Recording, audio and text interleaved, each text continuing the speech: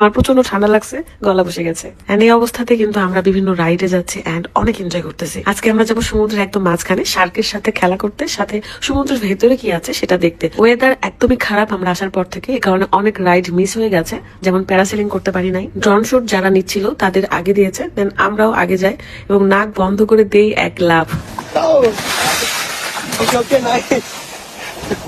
ভাই ভয় পাচ্ছিলাম কিন্তু অনেক আনন্দ হচ্ছিল, কারণ এত বড় বড় শার্ক এত শান্ত, আমাদেরকে বলে দিয়েছে যেন আমরা তাদের টাচ না করি, ওরা ওদের মতো থাকবে দেন আমরা আমাদের মতো।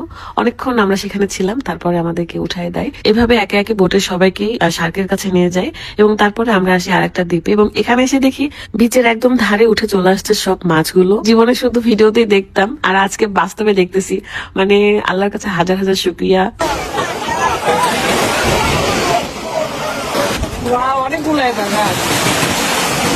রাত তো একদমই ভয় পাচ্ছিল না এই মাছগুলোকে দেখে। এখানেও টাচ করা বারণ ছিল, বাট সে একটু একটু করে টাচ করছিল আর আমি ভয় উপরে চলে আসছি, কারণ আমার এত সাহস নাই। ঠিক আছে সব রাইডে যাব, বাট কোনো টাচ করতে পারবো না। এই দ্বীপটাও এত বেশি সুন্দর, সবাই এখানে অনেক এনজয় করতেছিল।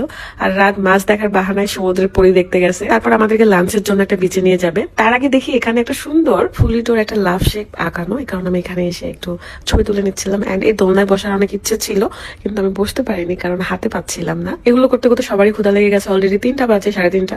সো আমরা যাচ্ছিলাম অন্য একটা দ্বীপে, যেখানে গিয়ে আমরা লাঞ্চ করব। এখানে এসে আমার সবচেয়ে ভালো লেগেছে যে যার টাওয়াল নিয়ে আমরা বালির উপর বিছিয়ে রাখি এবং এখানে আমাদের জন্য খাবার নিয়ে আসছিল বক্সে বক্স, প্রত্যেককে আমব্রেলা দিয়েছিল। এন্ড এত সুন্দর ভিউ, মানে আমার জীবনের প্রথম আর নতুন অভিজ্ঞতা। জুস ছিল এবং আমাদেরকে রাইস এবং মাছের ফ্রাই ছিল। আমাদের প্যাকেজের মধ্যে আসলে এগুলোই ছিল যে শার্কের সাথে দেখা করা বা পানির নিচে কি আছে সেটাও দেখতে পারবেন, সাথে লাঞ্চ থাকবে। তো এটার একটা প্যাকেজ ছিল আর কি, সেটাই আমরা খুব এনজয় করতেছিলাম। আমব্রেলা নিচে না বসে আমি একটু ফিল নেওয়ার জন্য বিচের ধারে বসেছি।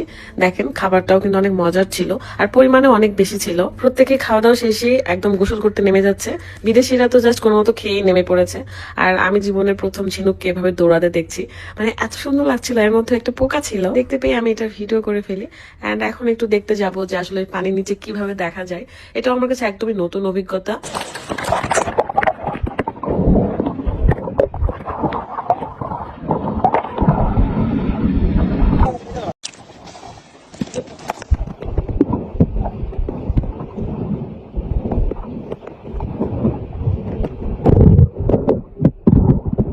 সমুদ্রের ভেতরে যে এত সুন্দর, মানে ঘাস লতা পাতা মাছ ঘুরে বেড়াচ্ছে আর এটা একদমই স্পষ্ট ভাবে দেখা যাচ্ছিল।